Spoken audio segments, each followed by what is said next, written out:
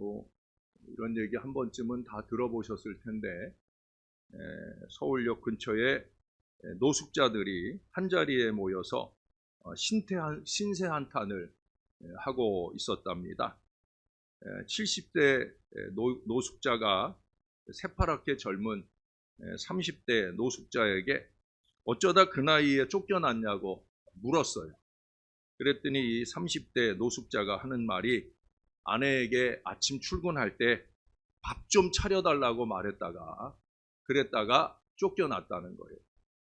그러자 40대가 나서서 말하기를, 저는 밤에 술 먹고 들어가서 출출하니까 라면 좀 끓여달라고 그랬다가 쫓겨났답니다. 그 다음 50대는 하는 말이, 아내가 곰국 끓여놓고 자꾸 며칠씩 나갔다 오길래 하루는 도대체 어디 갔다 오느냐 물었다가 쫓겨났다는 거예요. 60대 할아버지가 하는 말이, 나는 곰국을 하도 먹어서 혹시 다른 걸로 끓여주면 안 되느냐고 말했다가 쫓겨났다는 거예요. 그러고 이제 사람들이 그 70대 어르신께 물었어요. 어르신은 왜 쫓겨나셨어요? 라고 물으니까, 난 아무 말도 아무 짓도 안 했는데 쫓겨났더라고 말하더랍니다. 저는 이게 제일 큰 이유라고 생각이 듭니다. 어떻게 아내 마마를 위해서 아무 일도 안 합니까? 그러니까 쫓겨나도 싼 거지요. 예? 아닌가? 예? 뭔가를 해야 할 위치에서는 마땅히 뭔가 기대되는 역할을 해야 되지요. 요리 빠지고 조리 빠지고 책임지지 않으려는 미꾸라지는 결국 하나님도 책임져 주지 않은 그런 인생이 될 수 있다는 거예요. 그렇잖아요. 나는 하나님을 위해 아무것도 안 하려 하고, 하나님은 나를 위해 이거 해주세요, 저거 해주세요. 가끔 목사에게도 자기는 교회를 위해서 아무것도 안 하면서 목사가 이것도 안 해주고 저것도 안 해주고 불평하는 분들을 많이 봅니다. 그건 아니지 않겠습니까? 언제나 모든 일에는 권리와 의무가 함께 따라가는 것이다. 지난 금요일 저녁에도 말씀을 드렸어요. 그런데 여러분, 오늘 본문에 보니까 이 성탄절의 주인공 한 사람이 등장하는데요. 그야말로 이 거룩한 탄생을 위해 아무것도 안 한 사람처럼 보여집니다. 누구입니까? 바로 요셉입니다. 아무것도 안 하고도 모든 것을 한 사람인 것처럼 인정받은 사람, 그가 바로 요셉이라는 거예요. 자, 19절을 한번 보실까요? 그의 남편 요셉은 의로운 사람이라 그를 드러내지 아니하고 가만히 끊고자 하여. 그는 이 동정녀 마리아의 잉태와 무관하고 싶어 해요. 거기 중간에 그를이라고 하는 것은 그 아내가 성령으로 잉태됐다라는 바로 그 사건을 말하는 거예요. 그래서 그가 택한 일은 뭐냐? 아무것도 하지 않는 일이에요. 거기 뭐라고 그래요? 가만히 끊고자 하여라고 적고 있어요. 어렵고 복잡한 문제에 휩싸이고 싶지 않다는 얘기예요. 누구에게 싫은 소리를 하거나 듣고 싶지 않다, 그런 얘기죠. 차라리 두 손 놓고 아무 상관없는 사람처럼 그렇게 사는 게 낫다는 거예요. 뭐 요즘 사람들의 사고방식대로라면 충분히 이해가 되는 그런 사람입니다. 대부분 다 이런 선택을 하잖아요. 그렇죠? 골치 아픈 거 싫어. 예? 여러분 거기 마지막 25절에도 보세요. 여기 뭐라고 그래요? 아들을 낳기까지 동침하지 아니하더니 나음의 이름을 예수라 하니라. 아기의 탄생과 관계하여 그가 한 일이라고는 이름 예수를 붙여준 거예요. 근데 사실은 그것도 그 앞에 내용들 보니까 천사가 가르쳐준 대로 한 것이니까 엄밀히 따지면 그가 한 일이 아닐 수도 있어요. 특히도 거기 앞에 그러잖아요. 동침하지 아니하더니. 물론 저도 이것을 긍정적으로 해석해 준 적이 있어요. 또 저는 그렇게 생각을 해요. 그러나 여러분, 해석에 따라 다르겠지만 적어도 아내 마리아 입장에서 보면, 아내 마리아 입장에서 보면 이거 치명적인 일 아닙니까? 결혼을 했어요. 그런데 남편이 자기 몸에 손끝 하나 되지 않는 거예요. 아무리 요조숙녀라도 그건 견디기 힘든 일이잖아요. 그것도 지금 마리아는 혼전 잉태라고 하는 이 치명적인 결함을 가지고 결혼을 했는데 남편이 밤에 자기에게 아무것도 안 해주니까 얼마나 허전하고 섭섭하고 슬프겠습니까? 또 이렇게 손도 동침하지 않았다라고 하는 건 뭐예요? 땀방을 썼거나 아니면 같은 침상에 누워도 등 돌리고 잤을 거예요. 예? 그러니 얼마나 마리아의 마음이 허전했겠습니까? 그는 이렇게 아무것도 안 한 사람입니다.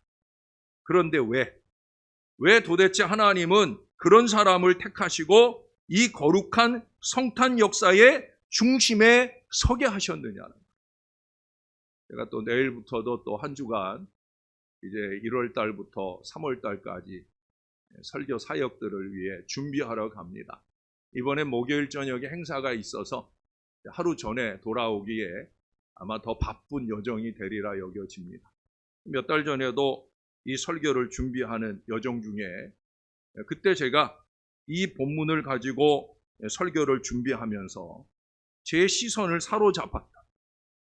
가장 많이 묵상했던 또 궁금해했던 것이 뭐냐면 여기 19절 시작을 할 때 뭐라고 말씀하냐면 요셉은 의로운 사람이라. 의로운 사람이라. 아니 뭐가 의롭다는 건가? 예?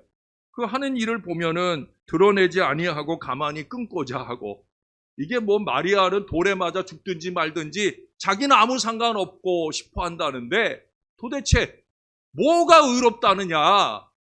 제 마음에 갈증이 생겼어요. 예? 그래서 이제 제가 잘 못하는 헬라어지만 저는 그런 때 이제 헬라어 성경을 히브리 이 신약 성경을 써놓은 헬라어 원문 성경을 봅니다. 물론 그 뭐 단어들을 제가 다 외우고 있는 건 아니고요. 그 단어를 찾아봐요. 예. 찾아보니까 디카이오스라고 하는 단어예요. 디카이오스가 뭔가? 물론 그 헬라어 사전이 또 그 뒤에 붙어 있기 때문에 성경 뒤에 사전이 붙어 있어서 그 의미도 거기서 살펴보고 또 영어 성경은 도대체 이 디카이오스를 어떻게 해석하는가라는 걸 찾아보게 되어집니다.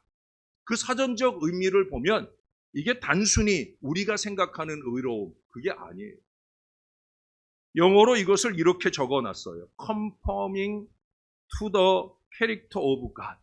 하나님의 성품에 딱 들어맞는, conforming, 딱 맞는다라는 거예요. 하나님의 성품에 딱 들어맞는 바로 이런 얘기예요.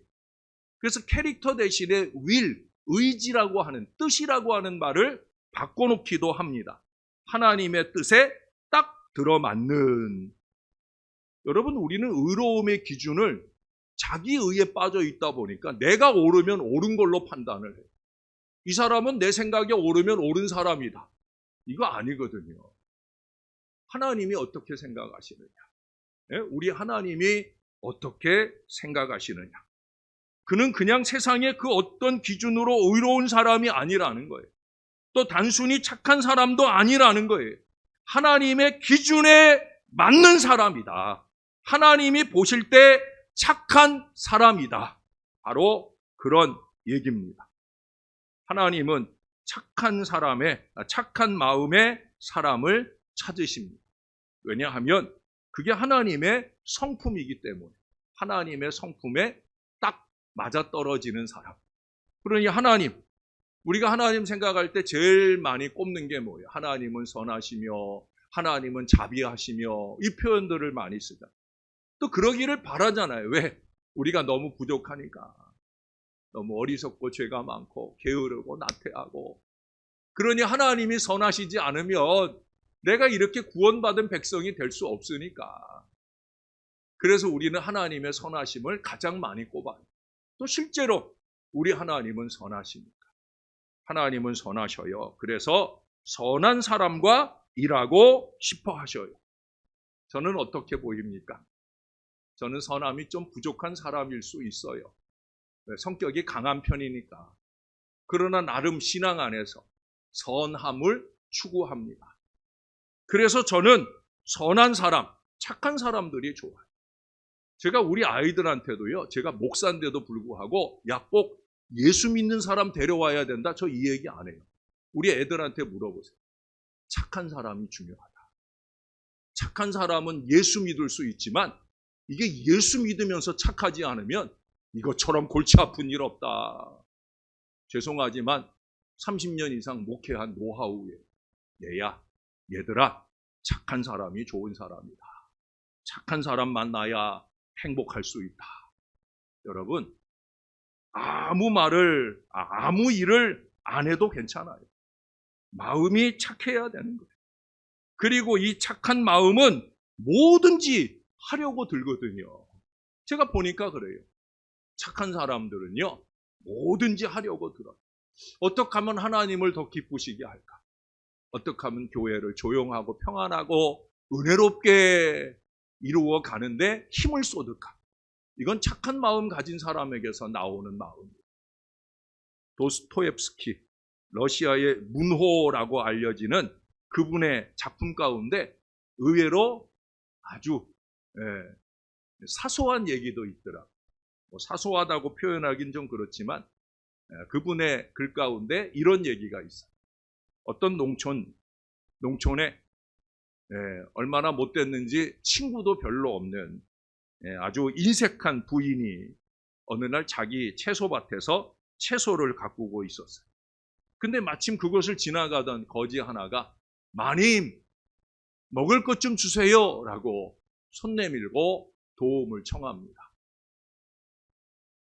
그러나 이 인색한 부인은 지금 자기 눈앞에 토마토도 있고 가지도 있고 오이도 있고 그 중에 하나 툭 떼가지고 주워도 그 많은 것 중에 크게 손해날 일이 없을 것 같은데 그것들은 쳐다보지도 않고 거지가 구걸을 하니까 뭐는 줘야 되겠고 그러니까 다른 데를 둘러봅니다. 마침 저쪽에 어디서 씨앗이 날아왔는지 모르게 무가 하나 조그맣게 자라고 있더라.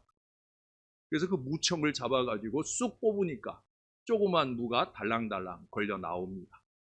그리고 그것을 거지에게 던져줍니다.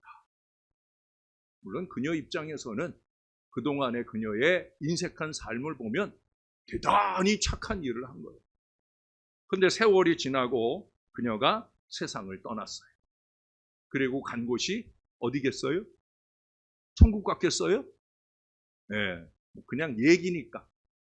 그렇게 못되게 굴고도 예수 믿었으면 천국 갈 수도 있었겠지만 그 인색한 마음이 예수도 안 믿다 보니까 천국을 못 가고 지옥에 갔어요. 지옥에서 고생하고 있을 때 한동안 부인을 맡고 있던 이 천사가 그 위로 날아가는 것을 보고는 이 부인이 큰 소리로 그 천사를 불러요. 아니, 나같이 착한 일 많이 한 사람을 왜 지옥으로 보냅니까? 나는 천국 갈 사람입니다. 라고 따진 거예요. 그래서 네가 뭔 착한 일을 했느냐? 라고 했더니 저 착한 일 많이 했어요. 많이 하긴 뭘 많이. 그래도 천사가 실수하지 않으려고 어디 한번 내가 확인해보고 오마 하고 창고에 가가지고 그냥 얘기해 여러분 얘기 창고에 가가지고 그녀의 명패가 붙은데 착한 일을 한 것들이 뭐가 있나 보니까 거기 다 시들어가는 무청이 달려있는 무가 하나 놓여있더라는 거예요. 오, 정말 착한 일을 하긴 했네.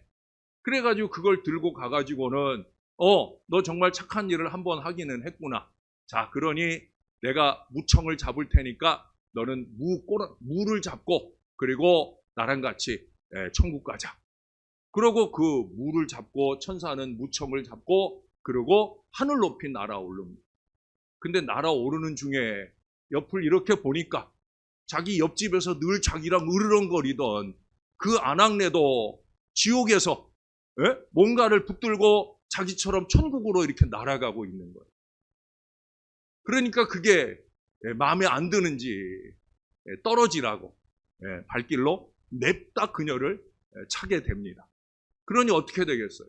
냅다 차느라고 힘을 주니까 자기도 힘을 받아가지고 대롱대롱 하다가 이 힘이 없는 무청이 뚝 끊어지면서 그녀는 다시 지옥으로 떨어졌다는 거예요. 그거 쌤통이죠. 물론 이게 신학적으로는 문제가 있는 얘기죠. 왜? 우리가 착한 일 때문에 천국 가는 건 아니잖아요. 예수 믿고 천국 가는 거지만 아마 얘기를 그렇게 지어 놓았던 것 같아요. 무슨 얘기예요?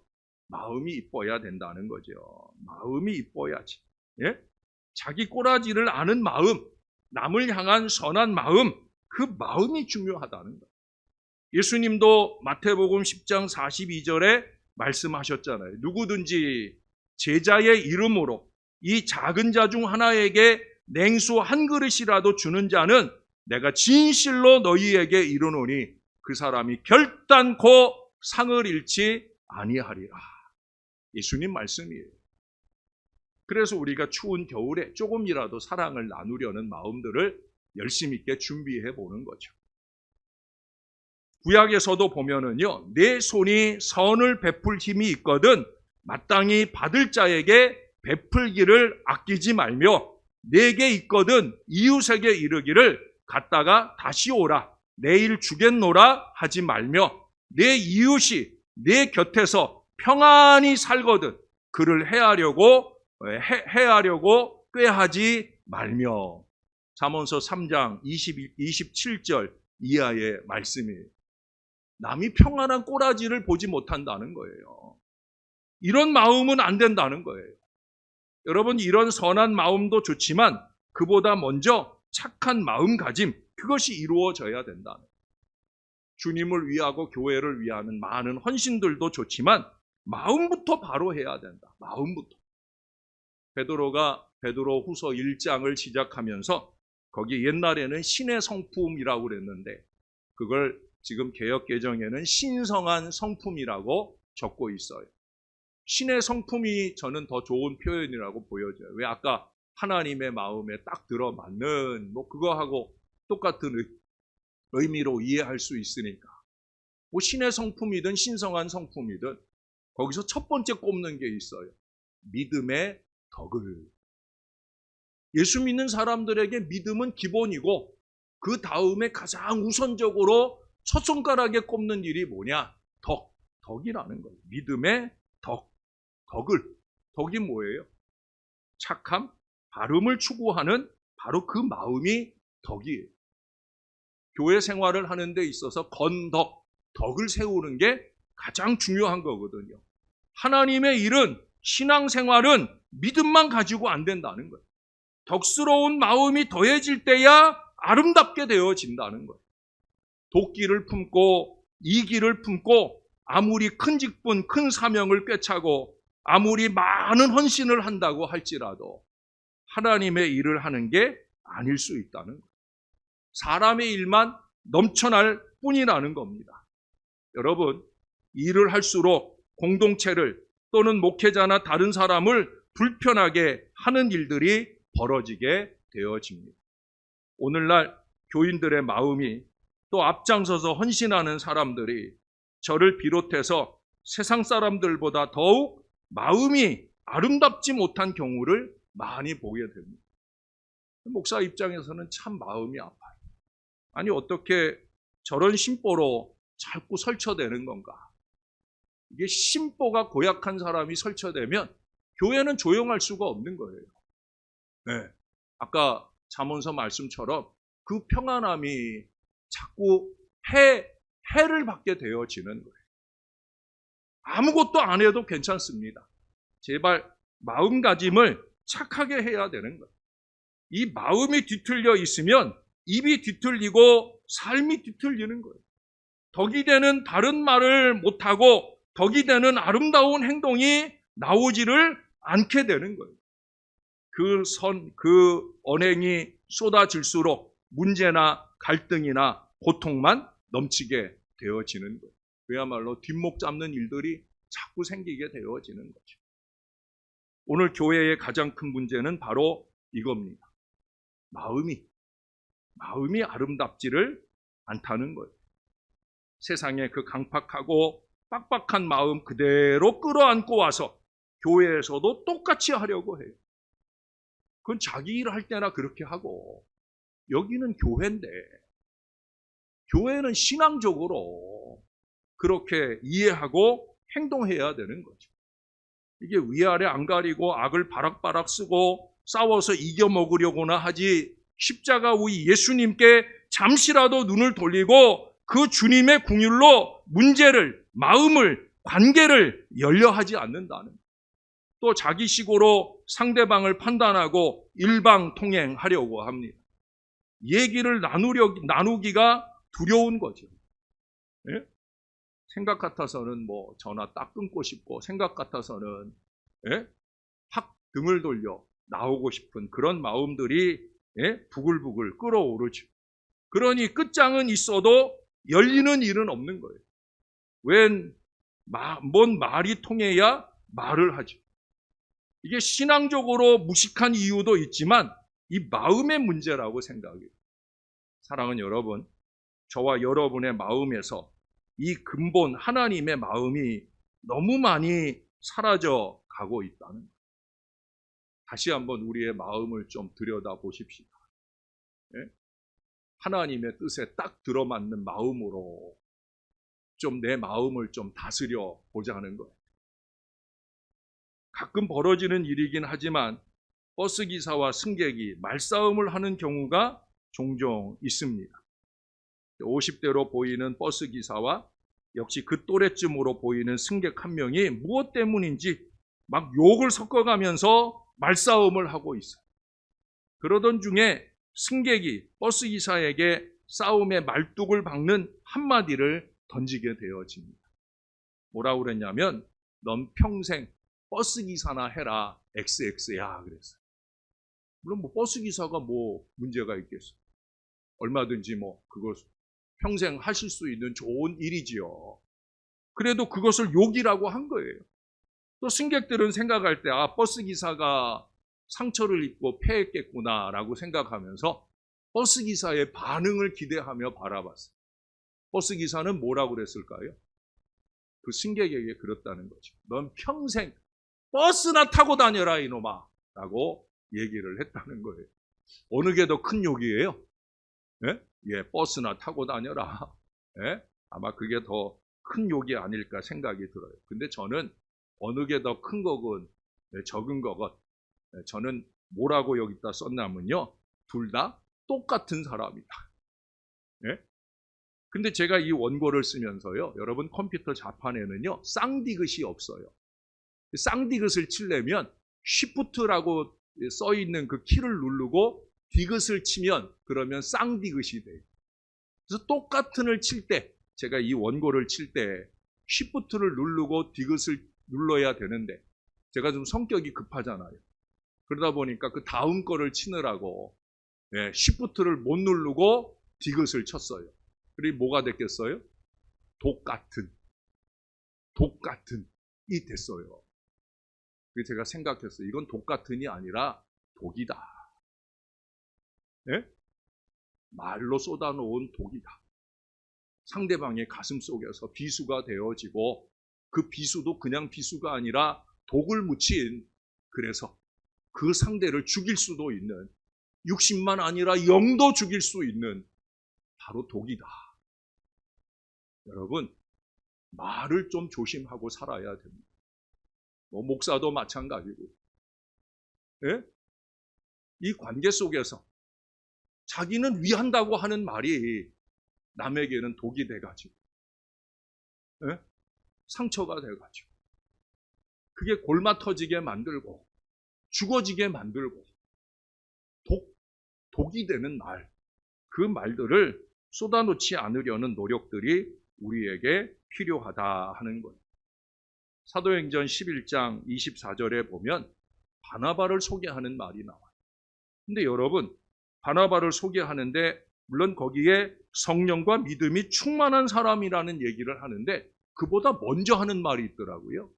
우리는 신앙적으로 생각할 때 믿음과 성령이 충만한 게 우선일 거라 생각하는데, 사도행전엔 그렇게 적어놓지 않았어요. 바나바는 착한 사람이다. 이 말을 먼저 적었더라고요. 착함이 믿음과 성령이 충만한 것보다 더 먼저라는 거예요. 하나님의 관점이 그렇다는 거예요. 오늘 본문의 요셉은요, 성령이니 믿음이 이런 거 없었잖아요. 그래도 그래도 하나님께 크게 쓰임을 받아요. 왜 그래요? 착한 마음 때문이에요. 하나님의 일은 그렇습니다. 뭐 믿음이 없어서, 재능이 없어서 괜찮아요. 마음만 착하면 되는 거예요. 예? 또 아마 그러시는 분 있을 거예요. 지는요, 착하지도 않아요. 싸가지는 얼마나 없는데요. 예? 여러분, 그걸 알면 착한 겁니까? 착한 거지요. 아이고, 나는 착하지도 않고요. 싸가지도 없고요. 예? 착한 마음이죠. 맞죠? 여러분, 누가복음 5장에 보면 베드로가 나오잖아요. 예? 예수님 처음 만났어요. 처음 만난 예수님이 베드로에게 부탁을 했어요. 이 사람들이 이렇게 많은데 내가 설교를 하려면 자꾸 사람들이 몰려오니까 나를 이 바다로 배를 태워서 좀 띄워주면, 그러면 사람들이 딱 자리에 앉아서 내가 이 바다에서 내가 하나님 말씀 전할 때, 또 그 갈릴리 거기가 이렇게 구릉이 져 있으니까 내가 이렇게 마이크 없이 말해도 모든 사람들에게 다 들릴만 하지 않겠나. 예수님이 참 과학적으로도 지혜로우십니다. 그래서 이제 예수님께서 베드로에게 배를 좀 태워달라. 근데 베드로가 지금 그럴 상황이 아니거든요. 밤새 고기를 잡느라고 애썼는데 한 마리도 못 잡았어요. 그리고 지금 그물을 씻고 있어요. 그럼 몸은 천근만근 아니겠어요? 몸만 그러겠어요? 마음도 천근만근이고, 빨리 들어가서 좀 쉬어야 또 오늘 저녁에 그래도 고기를 조금 잡으려고 나가지 않겠나.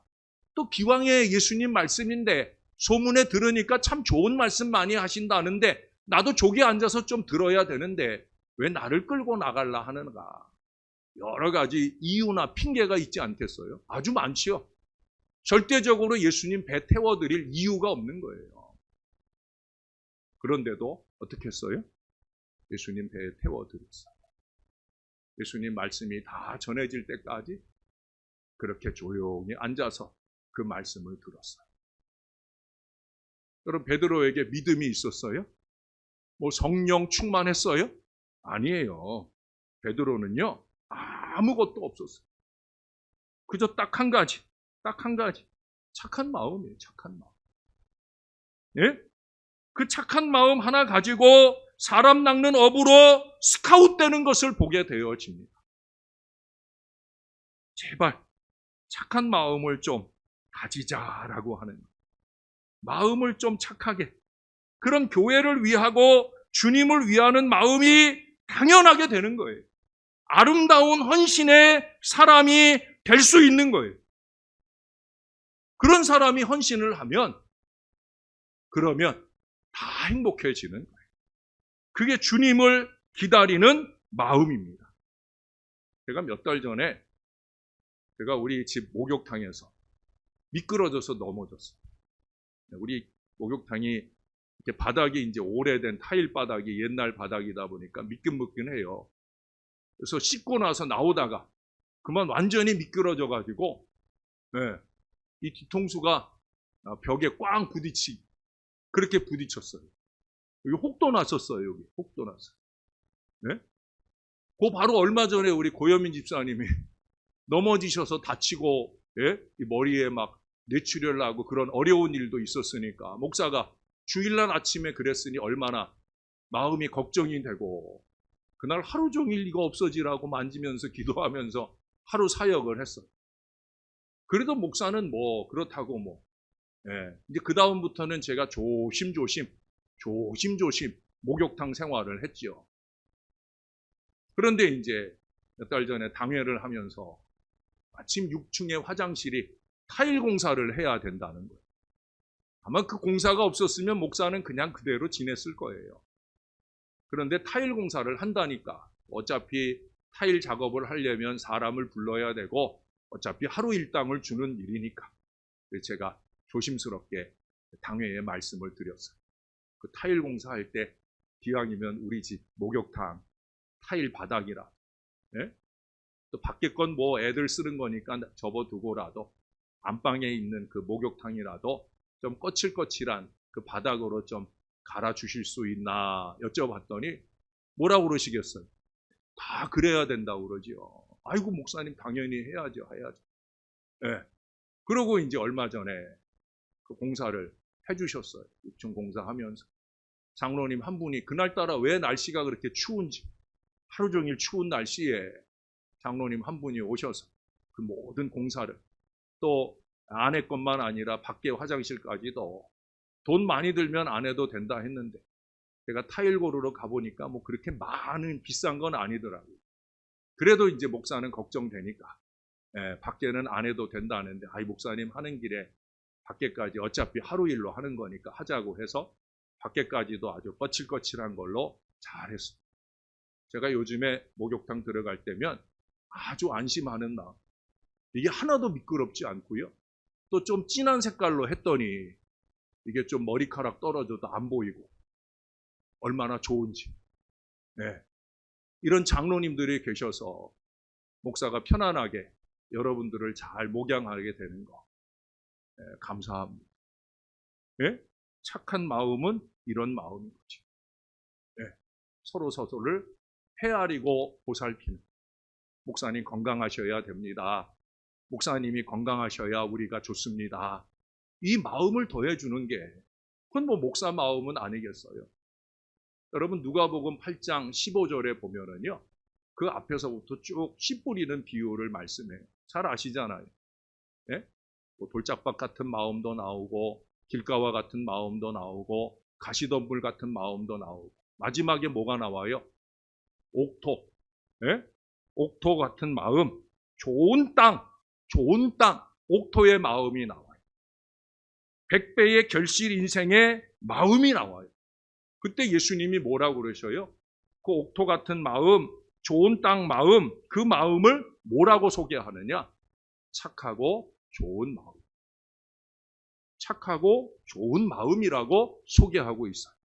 할렐루야! 제가 왜 할렐루야 그러겠어요? 할렐루야 맞아요? 착하고 좋은 마음. 할렐루야! 착하고 좋은 마음이어야 돼. 예? 씨 뿌리는 비유는 예수님 말씀이고 하나님 말씀이에요. 예수님 설교의 정수입니다. 정확무오한 하나님의 말씀으로 믿습니까? 안 믿었나 봐요. 믿습니까? 내가 이 얘기 물어보려고 아까 할렐루야 먼저 한 거예요. 예? 예수님의 말씀, 정확무오한 하나님의 말씀이에요. 그렇다고 하면 이제 착하고 좋은 마음으로 말씀을 좀 들어야 되지. 딴 생각, 딴짓 하지 말고 저를 좀 똑바로 보시고 마음으로 바라보시고 하나님의 말씀으로 내게 주시는 말씀으로 이 말씀으로 오늘 내가 변하고 나와 우리 가정과 우리 교회를 살리는 그런 말씀으로 받을 수 있게 되기를 바랍니다. 그게 착하고 좋은 마음이에요. 말씀 앞에 이 마음으로부터 우리 하나님의 형상을 점점 닮아가는 일이 시작되어지는 거예요. 제가 오늘 설교를 시작하면서 요셉을 아무것도 안 한 사람이라 소개를 했지만 아무것도 안 한 게 아니라 그는 대단한 일을 한 사람이에요. 그가 한 대단한 일은 뭐예요? 딱 한 가지예요. 순종했다는 거죠. 순종. 뭐 했다고요? 순종했다고요. 그렇잖아요. 가만히 끊고자 했지만 천사가 나타나서 하나님의 말씀을 전해주잖아요. 그 말씀 전해주실 때 그대로 하잖아요. 제가 동침치 안 했다라고 하는 말도 제가 안 좋게 표현을 했지만 요셉의 마음은 잘 순종하고 싶은 거예요. 기왕에 동정녀로 잉태됐으니까 동정녀로 출산할 수 있을 때까지 자기의 유격적 마음을 내리누르고 그는 열심히 참아낸 거예요. 뭐 한 거예요? 순종한 거예요. 자기 생각대로 한 것이 아니에요. 옆에서 누가 쏙닥거리는 말 따라서 한 것이 아니에요. 하나님이 나에게 원하시니까 천사를 통해 말하고 목사를 통해 말하고 하나님 말씀이니까 그 말씀에 순종하고 행하는 거예요. 이게 바로 착한 마음입니다. 사랑하는 여러분, 이번 대림절 기간은 저와 여러분 안에서 다시 한번 착한 마음이 회복되는 은혜로운 절기가 되어 다시 오실 주님이 우리를 기쁨으로 만나기 위해서 다가오실 수 있는 저와 여러분이 꼭 될 수 있기를 우리의 구주 되시는 예수님의 이름으로 간절히 축원합니다. 기도하겠습니다. 좋으신 아버지 하나님의 은혜 말씀을 받습니다. 요셉은 아무것도 안 한 사람이 아니라 가장 중요한 일을 했던 사람인 걸 알게 됩니다. 그는 착한 사람으로 그저 하나님 말씀하시면 그 말씀에 온전히 순종하고 따랐던 믿음의 사람이었던 걸 다시 한번 보게 됩니다. 우리는 아무것도 안 하는 사람일지라도 착한 사람 좀 되게 해주세요. 착한 마음으로 아버지 하나님의 뜻 따라가려는 겸손한 믿음의 사람들 다 되게 하셔서 우리 위에 다시 오실 우리 예수님 만나기에 부족함이 없는 마음들을 준비하며 이 대림절 은혜 기간을 잘 지날 수 있도록 도와주시옵소서. 우리의 구주 되시는 예수님의 이름으로 기도합니다. 아멘.